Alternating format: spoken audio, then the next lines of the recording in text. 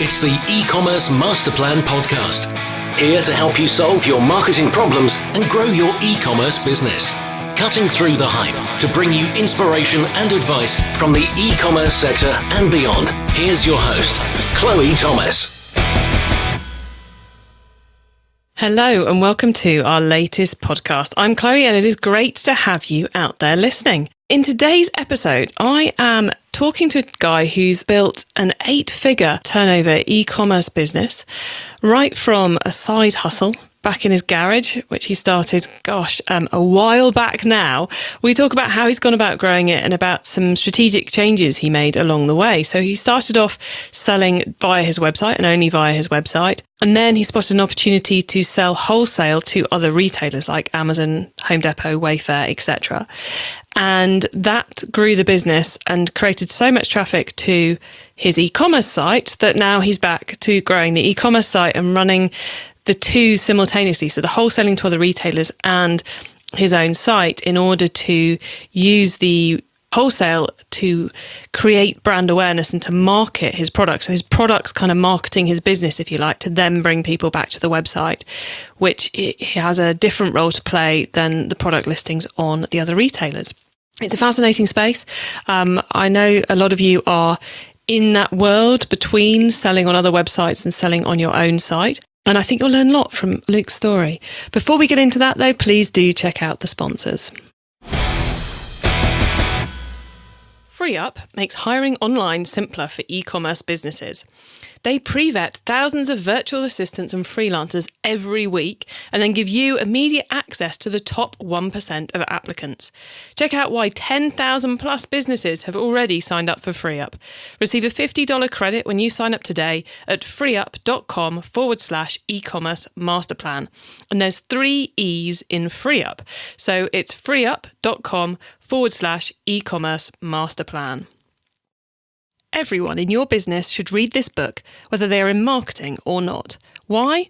Because it removes all the smoke and mirrors around marketing for e-commerce, channel by channel, but still delivers for your marketing team on detail and how to plan for success.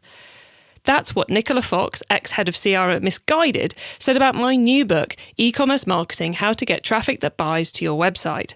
You can grab the Kindle or paperback on your local Amazon store now. Or if you're not quite ready to commit to buying the book, head to ecommercemarketingbook.com to get the free crash course, including the first 2 chapters. And now to introduce today's special guest. Luke Peters is the CEO of Newair. According to Inc. magazine, one of the fastest growing privately held e-commerce businesses in America. Selling all sorts of heating and cooling appliances to consumers, they've recently shifted their sales focus to encompass selling via Walmart, Amazon, Home Depot, Wayfair and more. Luke's grown Newair from a side hustle run from his garage to an 8-figure turnover business employing over 50 people. We are certainly going to have plenty to talk about today. Hello, Luke.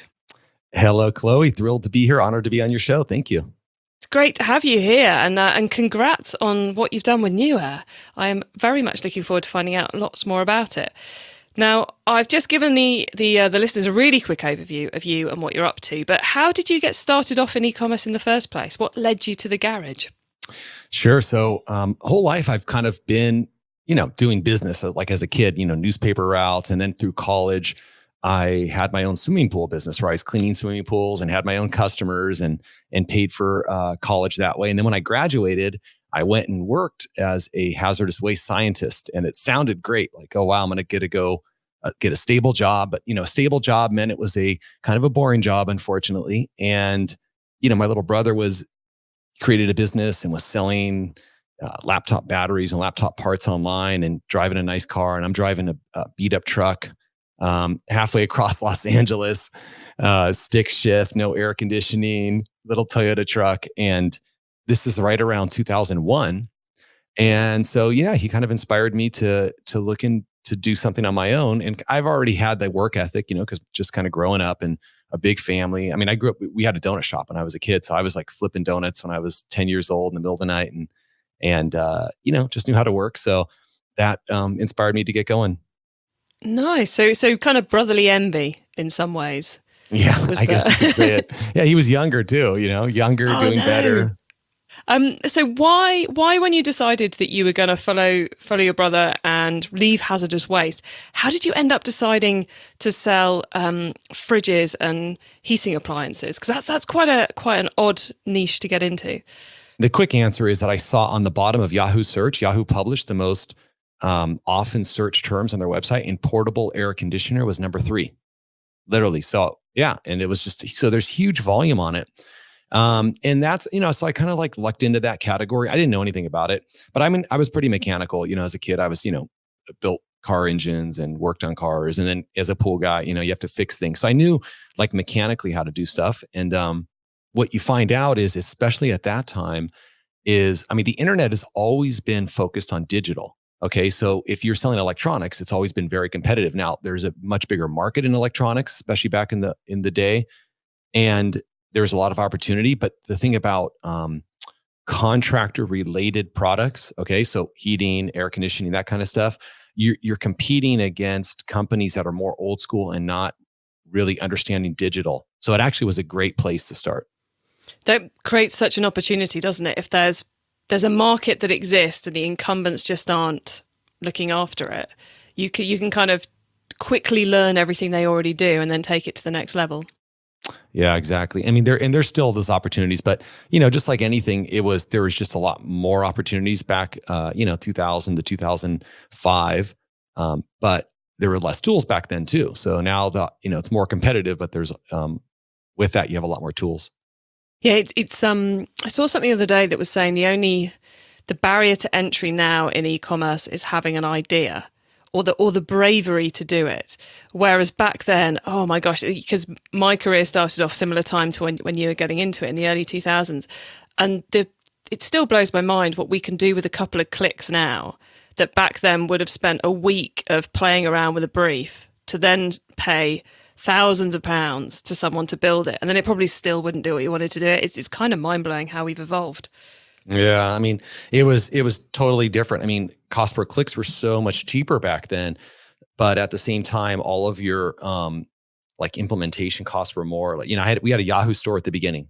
I don't know if you remember those. So Yahoo, yeah, they had I think they still exist. Or I don't know if they've killed it recently. No, I think they killed it, but you could have a Yahoo store, kind of like Shopify is the platform of choice now. Well, back then there was a Yahoo store, but you had to, if you wanted to customize things, you had to pay somebody who knew their kind of code, which was a special language, and everything was just hard. Like you had to know HTML first of all. So, which isn't hard, but yeah, there's just more of a learning curve, I guess, back in the day. Well, let's talk about right now. So, where in the world is Newair based and where are you selling to?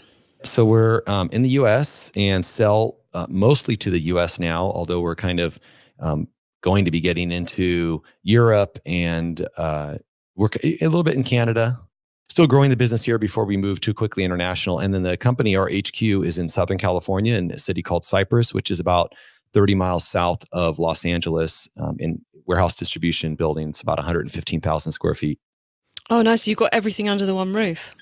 We do. Yeah. And we have also 3PLs, but most of the product is in this building. And do you find that, because I know it's a big decision in e-commerce, do you outsource everything to a 3PL or do you keep some of the stock? Do you want to see your stock or not, I suppose? And do you want the responsibility of picking and packing it? What's led you to kind of have a hybrid there? Yeah, it's a good question. And, for your audience, I would say for us, it's good to see it. It's big product. It gets damaged. It's high consideration, kind of expensive, comparatively to other products. So the thing is, like a lot of 3PLs aren't that great at picking and packing big products, and they're also very expensive. So we can do it more cost efficiently than other 3PLs. If your product is really small, if you're selling shoe size product or something smaller than that, then it probably makes a lot of sense to just 3PL it. Nicely explained. And we said that, the products are big and we mentioned air conditioning units, but you're selling a wide range. There's a lot of SKUs going on in your product mix. Yeah. And basically, you think of them as compact appliances. So big, but not huge. So we're not selling the ACs that cool your home or that cool the building. These are all, under 150 pounds. Most of the stuff is under, 50 pounds. I'm gonna have to convert that to metric for you though, Chloe. But sorry, we can cope with we're kind of bilingual in the UK, and we've got a lot of American listeners and people all around the world, so we could be here forever if we try and convert the weights. So it's cool. You've had to deal with this for a while. So it's how about this as an example? Most of our stuff will ship FedEx. How about that? So we'll be at the upper limit of FedEx. So it's big, but it's not huge. But it still breaks, and you still want to be around for warranties and really understanding the product to optimize it with through our supply chain. Yeah, it's a one-man delivery. Yes, exactly. And everything just plugs in. So there's a couple products that you actually need an electrician, very few. Most of the stuff is just you plug it in. So it's not a lot of work for the end consumer. And we mentioned Shopify, we've mentioned Yahoo stores. What platform are you selling on currently? We are using Shopify. Keep in mind, though, that most of the business is selling through different online channels like Home Depot, Wayfair, Amazon. That's the majority of the business. And then we also have our direct-to-consumer website, Newair.com, which is on the Shopify platform. And that was a big decision in the business, wasn't it? A couple of years ago was to go, actually, we've started off selling direct to the consumer, but actually now we want to start selling via these other sites. And are you doing that as a marketplace seller, or are you doing that as a wholesaler, or is it a mix of the two? We used to be 100% direct to consumer. Now we're 95% selling to these large big box retailers, and mostly with direct relationship. So you might call that as a wholesaler. It's our brand. But versus a marketplace where you don't have the relationship, you kind of just use a marketplace. This is where, you have that relationship with the buyer on the other end, and that's usually the arrangement. Okay, so mainly, I guess what we call in the UK a wholesale piece. You're having a chat with their buyer's agreeing to buy X number of units, and then it's their problem to sell it. Yeah, well, I wouldn't phrase it that way. Well, in a very, very basic way. Yeah, well, sometimes they're still drop shipping. So sometimes they'll take inventory. Sometimes we'll fulfill for them. But either way, there's still that relationship between them, which is a little different than selling on a marketplace because sometimes that buyer will have some levers that they can pull for you to advance your business a little bit. A bit like biscuit companies negotiating to get the best position on the shelves in the physical supermarket. It's very much a human relationship, isn't it? It is. And see, what happens is everybody is kind of used to, a lot of people are used to Amazon where it's self-serve. And they do a lot of things for their listing. Like they have to, know their advertising and follow their rankings and think about content and think about reviews and think about even other external signals that might increase the rank of their product. But what they think is with these other retailers that they can just list the product and that's it. It's not the truth. Like you still have to do all of these things. And that's where having that relationship and understanding each platform individually is really important. And what was it that led you to make that decision to go from direct to consumer yourself to the wholesale? Because it's a completely different business model in many ways, from the manpower you need and the way in which you manage your stock levels and everything. It's a big shift. The quick answer is this for 10 years, we had done it all ourselves, 100% direct to consumer business. Okay. And in 2013, we changed. And that's because all of those other retailers, just think of all the big retailers in the world, they all started getting serious about e-com, and they started advertising and they started ranking for SEO. So it went from a period where you didn't have to compete with them to a period where now you're going directly against their SEO and marketing teams. So page one rankings became more difficult. And honestly, that's as simple as that. I just said, wow, our lifetime value is a lot lower. Our customer acquisition is now a lot higher. We're paying a lot for advertising. They're better at advertising. Let them do that. We build the brand. And that's kind of how the partnership should work. So literally the customer's going to find, that's where the customer's going to go. So that's where our products have to be. Yeah, exactly. I would say if you think 10 years ago, I don't have the numbers in front of me, but like such a high percentage of searches would have started on Google. Everything probably started on Google, except for a very small amount, Amazon and eBay and stuff. And if you look today, probably more than 50% is Amazon alone or product. If you're selling a product, right? But then you have Home Depot, you got Wayfair, you have, eBay and Walmart. And so Google is a lot smaller percentage than it used to be back then. And you can just, think about that trend. And not only is Google a smaller percentage, but all those retailers you've just named are also bidding and trying on the SEO front, trying to get the top position above you. So yeah, makes a huge amount of sense. So you made that shift, and given that we're talking 6 years later, you're still following that same path. You've decided it is the right route for the business going into the future. It is a lot of, there's different headaches. Okay. So, but there's less of them when you're a wholesaler. you're dealing with like 10 of them because there's 10 big customers, let's say, versus trying to find and optimize new customers every day. It's a total, but we do both. We have a growing website. Our website sales are going to probably double this year. So what we did is I kind of turned it all the way down to zero to grow to wholesale. Then we reestablished the brand through the website, and we have an amazing team that's doing that and growing it.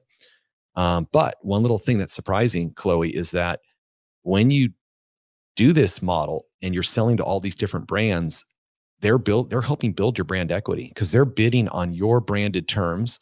Your brand is now showing up all over the place on their website and on Google. They're doing what you would want to do for yourself. And so then when you re-enter the market, now your brand has, it's broader across the market, and they've built some equity for you. So advantage of doing it.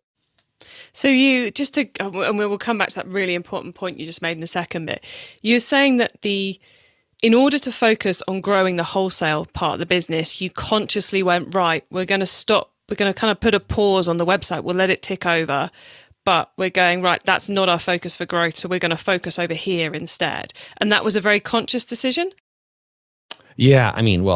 That's admittedly a kind of a naive decision on my part, but I'll claim credit for it after the fact. No, but truthfully, what happens is when you go to wholesale, you're thinking, at least we were thinking, those brands would not want us competing with them, right? So we can't sell the product. So we kind of turned the sales spigot off and then didn't sell anything. But then what you realize is they don't care about us. They care about Walmart. They care about Wayfair. They care about their big competitors. They could care less about where the brand is as long as you're not doing anything that you shouldn't do. So we don't compete on price. Okay, so we're higher than them, but we'll offer, extended warranty or things like that, so we can offer the customer a different value proposition. So we basically, what we did is we turned it off, brought sales pretty much down to zero. Pretty much, there was like a little transition period, and then we redid our website, newair.com, and we focused on best-in-class content because you can't always count on the retailers to allow you to provide the best content. Okay, you got to do that yourself. Now, they are getting better for sure, but you don't have full control, but you do have full control on your website. And so to manage your brand, that was our goal of the website, was number one, best-in-class content. And then we started selling. And it was just, slow at first. And this year we'll go out. Like I told you, it's not a major part of the company, but it's growing. So it will more than double it this year to say about 3 million from like 1.2 last year.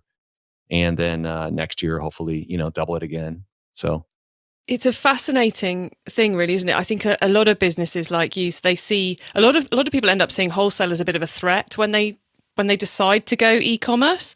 And you've kind of come at it from the opposite angle, which is you were doing e-commerce, but let's go wholesale. They won't like it, so we'll stop doing the e-commerce. And then as that grows and that evolves, you suddenly realize, actually, because we're selling our own branded products that we've created that have our name all over them, what a surprise. There's a load of people coming to now want to buy our products. And I think if you can play the game right and build the right relationships, I think using your product to grow your sale, your own website sales is a tactic we're going to hear a lot more about over the coming years as people kind of start perfecting what the balance should be between those two, because it's such a, it's kind of like brand awareness marketing that you don't have to pay for, because all these retailers are just making people aware that your brand is something they should be choosing and they should be comparing against other top brands in the space. I find it really fascinating. I'm guessing because you mentioned it already, you find that quite an interesting balance as well.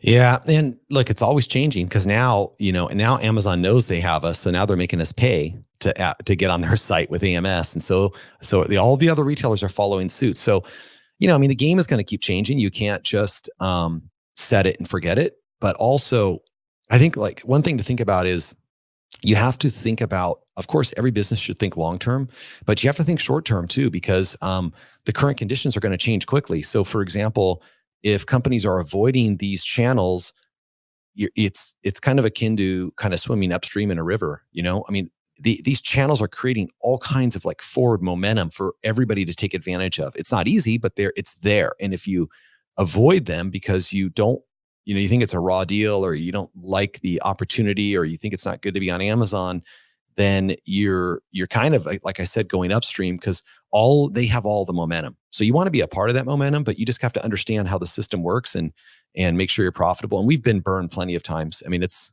an ongoing challenge. E-commerce Master Plan is supported by some of the greatest companies in the e-commerce sector. Here's a reminder of who they are. Tired of posting jobs online and running into unqualified applicants? FreeUp is your solution. FreeUp interviews thousands of e-commerce freelancers each week and only allows the top 1% into their network. From Amazon to Shopify to Facebook ads to graphic design, they've got someone perfect for the role. Sign up today at freeup.com/e-commerce masterplan and get a $50 credit towards your first hire. That's freeup.com/e-commerce masterplan, and there's 3 E's in FreeUp. In the last ad break, you heard a review from a retailer just like you of my new book, E-commerce Marketing: How to Get Traffic That Buys to Your Website. It's a Kindle bestseller in the UK, USA and Australia. And as a past podcast guest Chantal put it on amazon.co.uk, if you run an e-commerce business, buy this book. You can follow her advice by grabbing the Kindle or paperback on your local Amazon store now. Or if you're not quite ready to commit to buying the book, then head to ecommercemarketingbook.com to get the free crash course, including the first 2 chapters. It's time for the top tips round.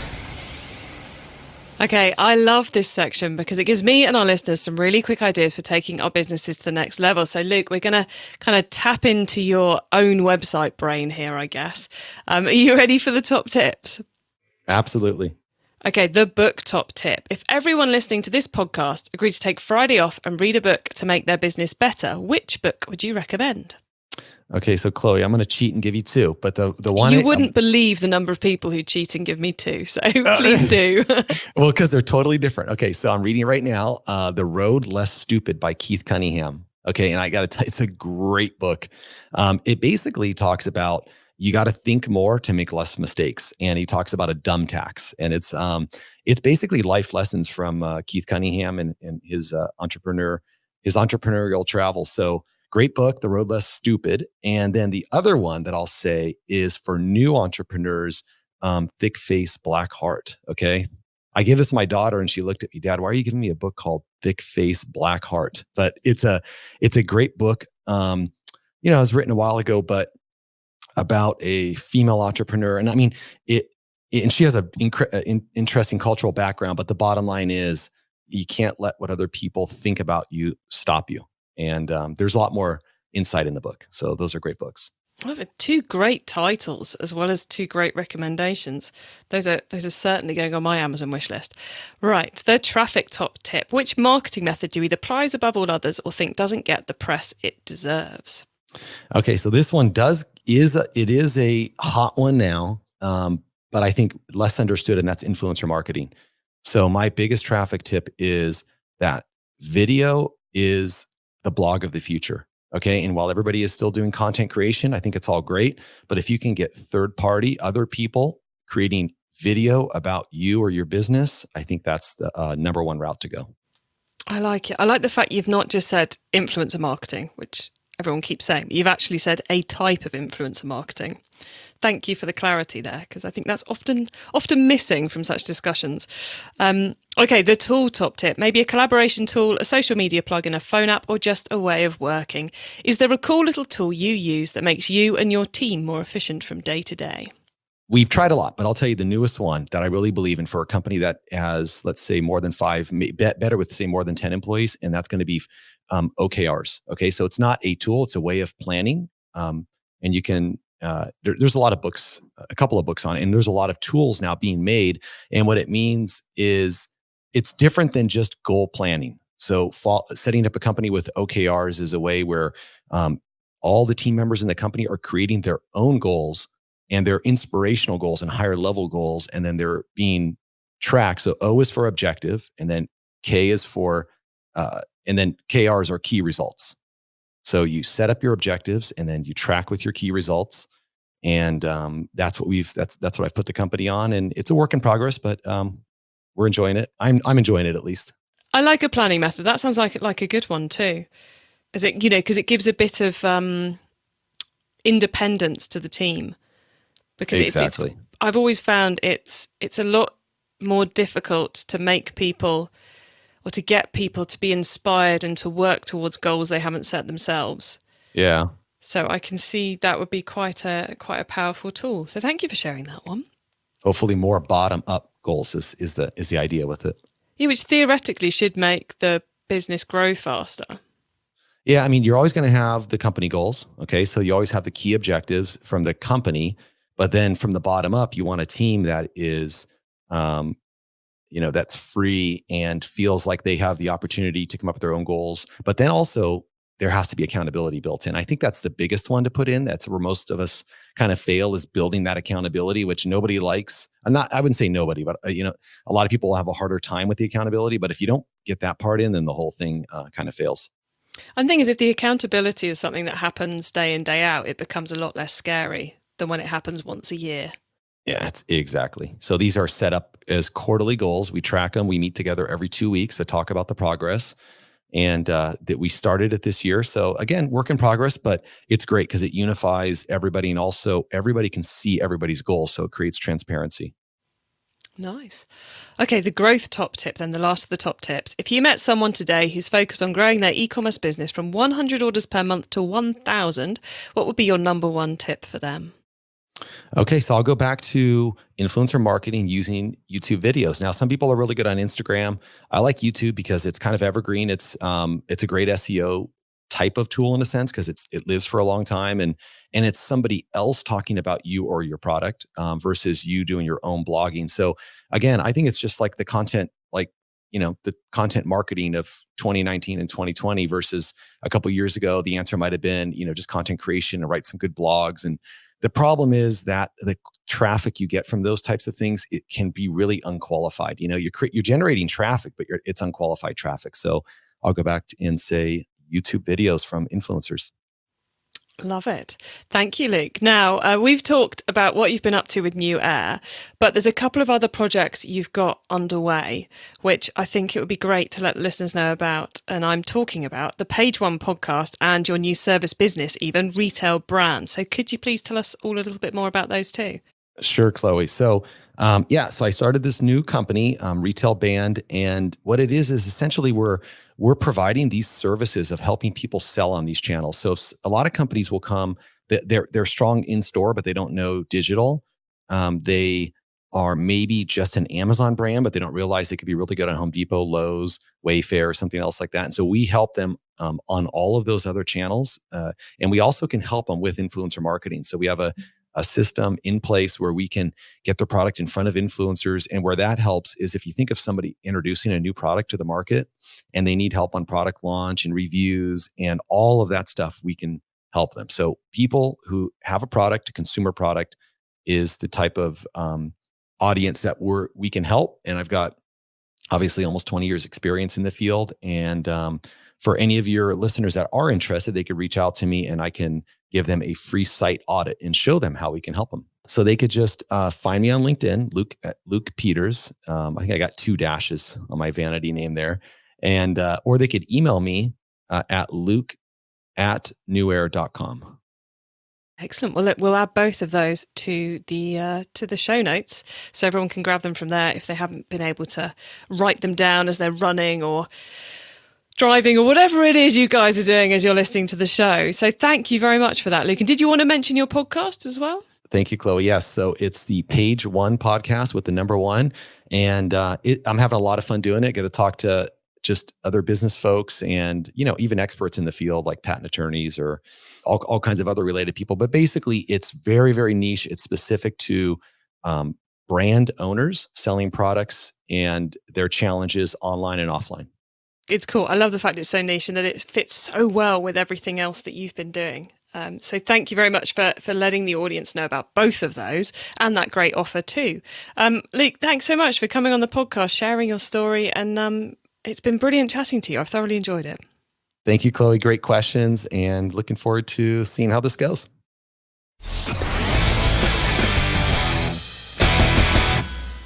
So interesting there to chat to someone who's had such a fascinating way of going about building their e-commerce business, and what certainly appears to be a very successful marriage of the wholesale side of things.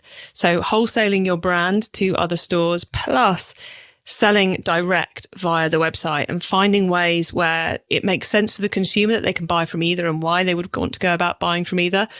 Because on his own site, on the newair.com site, they have all that additional content, all that greater kind of service experience through the extra extended warranties.